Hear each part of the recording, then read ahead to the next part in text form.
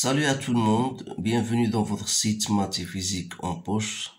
Aujourd'hui, dans cette séance, je vais partager avec les étudiants de tronc commun un sujet concernant l'équilibre d'un corps soumis à trois forces non parallèles. Donc, c'est un sujet très intéressant qui comporte bien sûr certaines questions que vous devez comprendre et il y a des relations que vous devez retenir. Allons-y, on considère un solide S de masse M, 300 g, accroché à un ressort et un fil.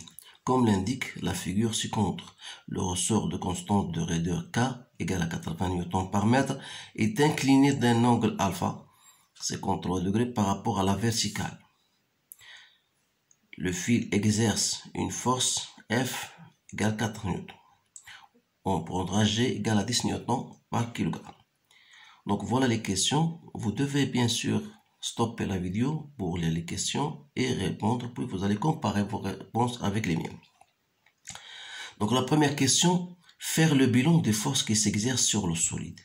Alors là, voilà le solide S. Donc vous remarquez bien sûr qu'il est soumis à trois forces. Donc la première force, c'est son poids. Donc on va dire, voilà, poids du solide S, c'est une force à distance bien sûr, que je vais représenter par le vecteur P. Il y a aussi l'action du ressort, que je note force T. Il y a l'action du fil, que je représente par une force F, comme on a bien prévu cela. Alors là, voilà les trois forces. Donc, faire le bilan des forces. On ne voudrait pas ici représenter les forces, mais si je voudrais représenter les forces pour vous bien éclaircir cela, voilà. Toujours, vous avez un poids en centre de gravité de solide, donc il y a le poids. Voilà. Il y a la tension du fil, qui s'applique à un certain point d'application. Voilà la force F. Et voilà la tension. Voilà l'action de ressort, si vous voulez, que je représente par T. Énoncer, deuxième question, énoncer les deux conditions d'équilibre d'un solide soumis à trois forces non parallèles. Donc d'après ce que vous voyez ici, vous voyez toujours ces trois forces, ou bien la direction de ces trois forces, ils se coupent en un point bien déterminé. Ensuite, on va donc énoncer ces deux conditions. Donc la première condition, c'est que la somme vectorielle des trois forces égale à 0. C'est-à-dire, voilà, la somme des forces exercées sur le solide égale à 0. Autrement dit, on va, puisqu'on a trois forces, donc P plus T plus F égale à 0. Voilà la première condition. La deuxième condition, vous savez que la direction de toutes les forces, on a dit, elles se coupent en un point et se trouvent dans le même plan. C'est-à-dire que la direction de toutes les forces,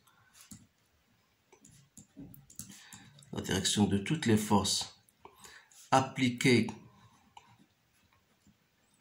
sur S se trouve dans le même plan et se coupe en un seul point. Voilà la deuxième condition. Maintenant, on vous dit déterminer la valeur de la tension du ressort. Donc la tension du ressort par la construction géométrique. Alors là, vous devez savoir, pour cela, vous avez P. P, c'est quoi? C'est mg. Donc M, c'est 0,3 kg. Vous multipliez par G, donc ça vous donne 3 newtons. Et vous avez la force F, c'est déjà égal à 4 newtons. Alors, pour représenter ces forces-là, vous devez représenter d'abord le poids. le poids égale à 3 cm. Donc, parce que 1 cm, c'est 1 newton.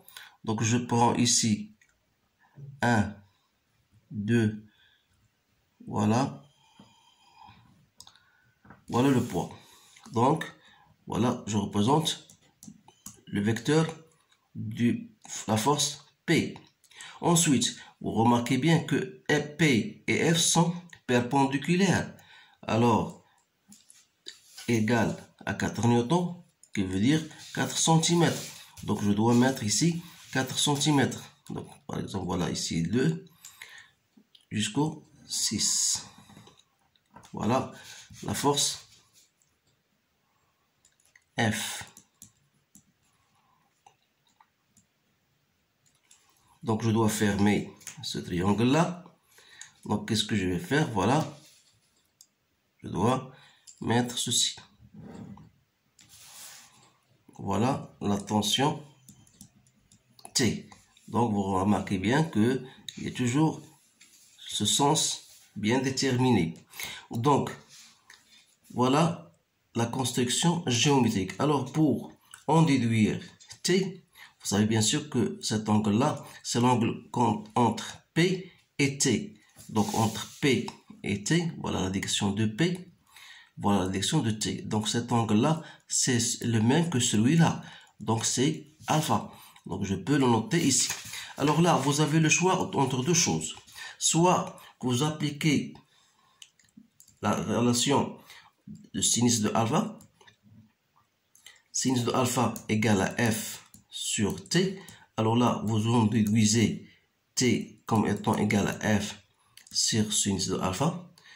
Donc, vous avez F et vous avez l'angle alpha. Donc, vous allez trouver 5 newtons.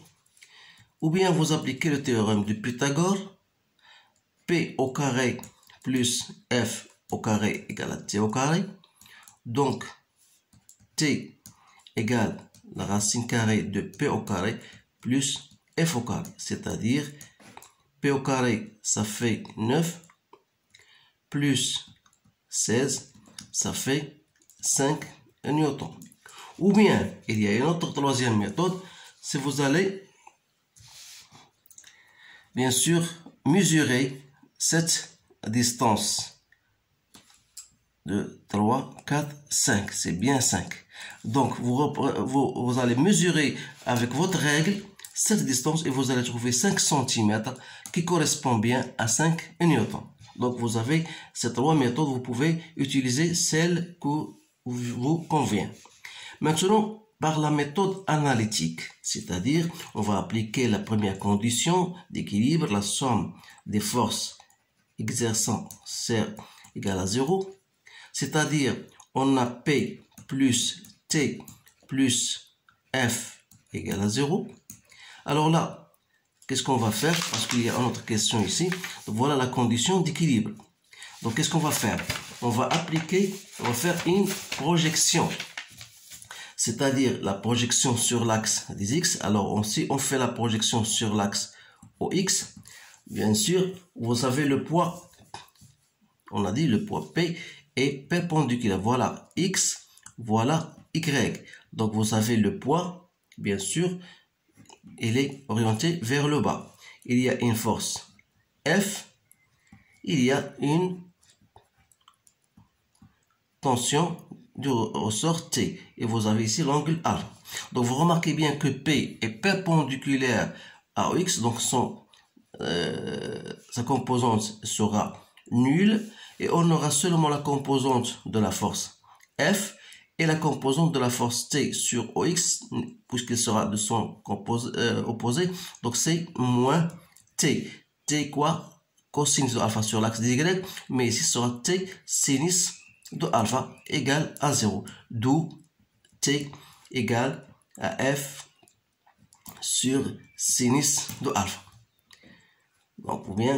Donc si je fais maintenant, puisque j'ajoute ça, si je fais la projection, cette fois-ci, sur l'axe OY, vous remarquez bien que P aura une composante moins P, puisqu'il est opposé, alors que T, il a une composante plus T cosinus de alpha égale à 0. Alors là, vous allez retrouver la même T, c'est quoi? Donc c'est T, c'est P sur cosinus de alpha. Donc c'est bien P sur cosinus de alpha. P c'est quoi? C'est mg, donc c'est 3 sur cosinus de 53, c'est bien 5 newtons. Donc soit que vous utilisez la projection sur l'axe OY ou bien sur l'axe OX, vous trouvez toujours la même valeur de T. Maintenant, déduire l'allongement delta L du ressort. Vous savez bien une relation qui vous dit que T est proportionnel à l'allongement du ressort. Alors là, delta L sera tout simplement T sur K. Sachant bien sûr la valeur de T, c'est 5, et la valeur de N qu'on a déjà, c'est 80. Donc, vous faites votre application numérique, vous allez trouver 0,0625 mètres. Vous pouvez l'utiliser soit centimètres, donc c'est 625 centimètres. Déterminer la longueur finale, L, du ressort à l'équilibre, sachant que sa longueur initiale, L0, égale à 15 cm. Là, vous savez que delta L n'est autre que la longueur finale moins la longueur initiale. Alors, je nous déduis la longueur finale, c'est L0 plus delta L. Donc, il suffit de faire votre application numérique. Donc, 15 cm plus 6,25 cm. Alors, L final n'est autre que 21,25 cm. Voilà la réponse de cet exercice. Maintenant, on va passer à un équilibre d'un corps en rotation, cette fois-ci autour d'un axe fixe. Alors là, vous avez une barre homogène de masse M, 500 grammes, de longueur L, peut tourner autour d'un axe horizontal delta. C'est-à-dire que l'axe delta là, il est horizontal et se trouve soit, comme de cette forme-là, voilà, à l'intérieur de la page ou bien vers l'extérieur. Passons par son extrémité. Alors, cette barre est maintenue en équilibre. Donc, voilà, vous avez une condition d'équilibre. Par un ressort horizontal de raideur K et de masse négligeable, la barre fait un angle alpha par rapport à la verticale en branche D égale à 10 newtons par kilogramme. Donc, la première question, énoncez le théorème des moments. Le théorème des moments, qu'est-ce qu'il vous dit? Il vous dit la somme algébrique. La somme algébrique des moments de toutes les forces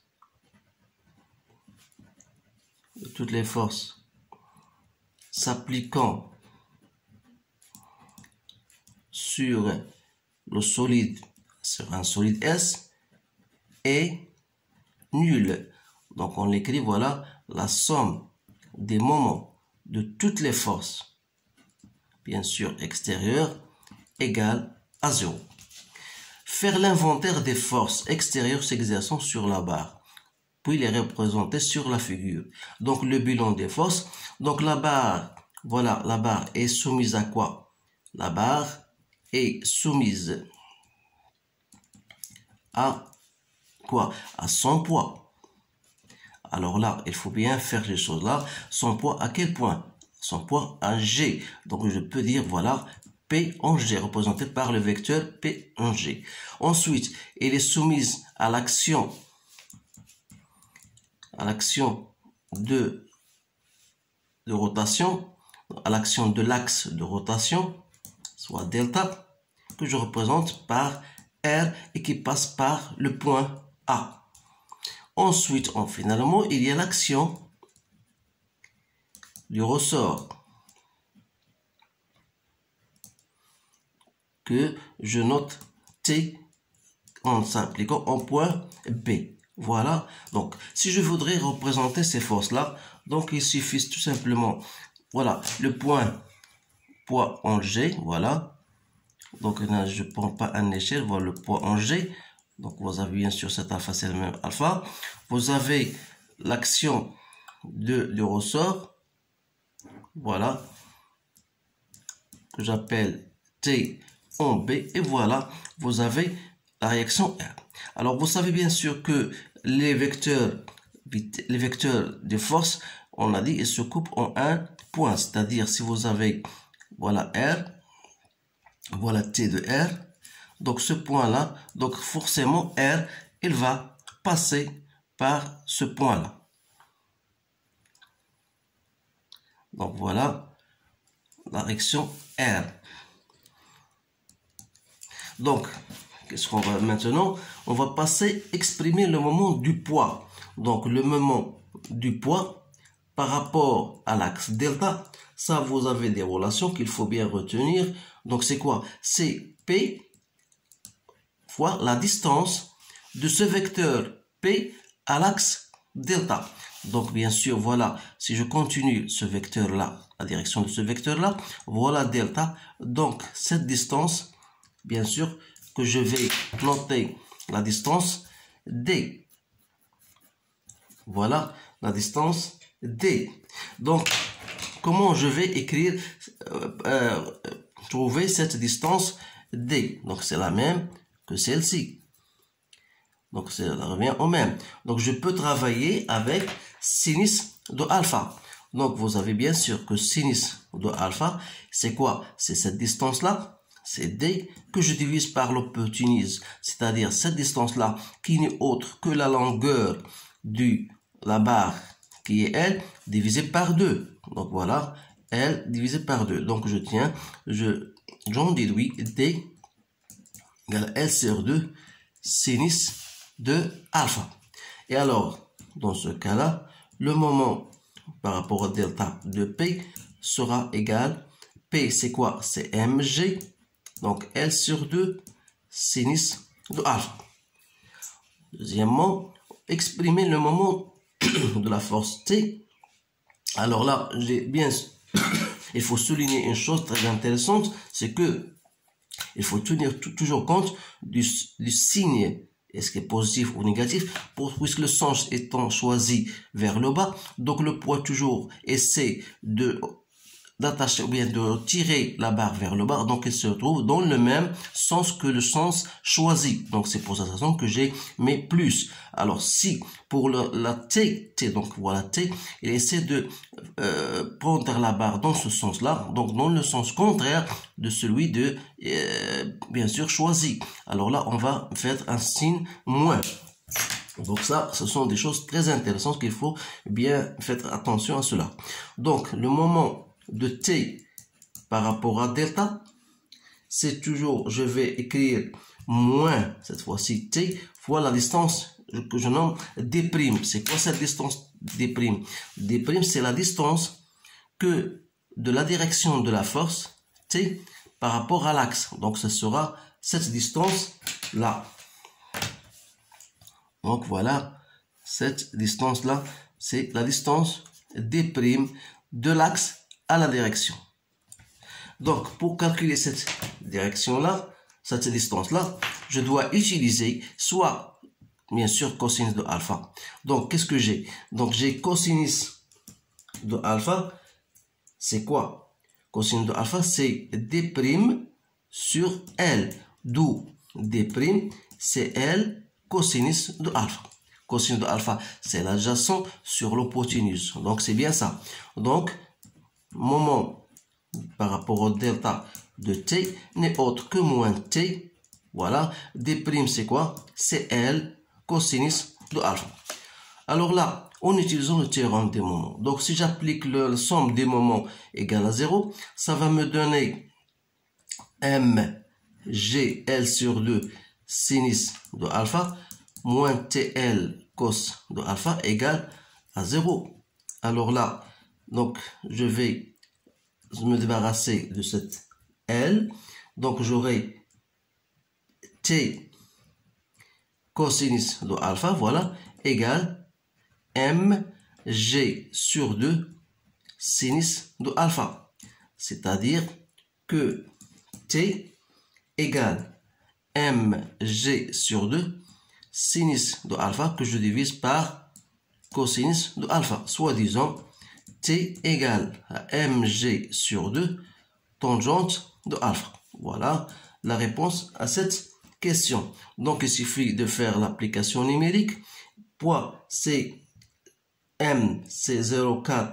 Donc, 0,5 que je multiplie par 10, ça fait 5. Divisé par 2. Tangente de 45 degrés, c'est 1. Donc, c'est 2,5 newtons. Et la question finale, donc, sachant que le ressort s'allonge, calculer la raideur. Vous savez bien sûr que T égale à K delta L, alors K n'est autre que T sur delta L, c'est-à-dire 2,5 que je divise par 0,04 parce que je dois remettre en mètres, donc ça me donne 62,5 newtons mètre moins 1. Donc voilà la réponse de ces deux exercices. Je vois, comme c'est un contrôle, bien sûr, que je vous propose, ce contrôle-là, c'est un exercice très intéressant qui étudie l'équilibre d'un corps en équilibre soumis à 3 forces non parallèles et l'étude d'un corps, bien sûr, en rotation autour d'un axe fixe. Alors, je vous remercie de votre attention et je vous souhaite une bonne chance et je vous dis à bientôt.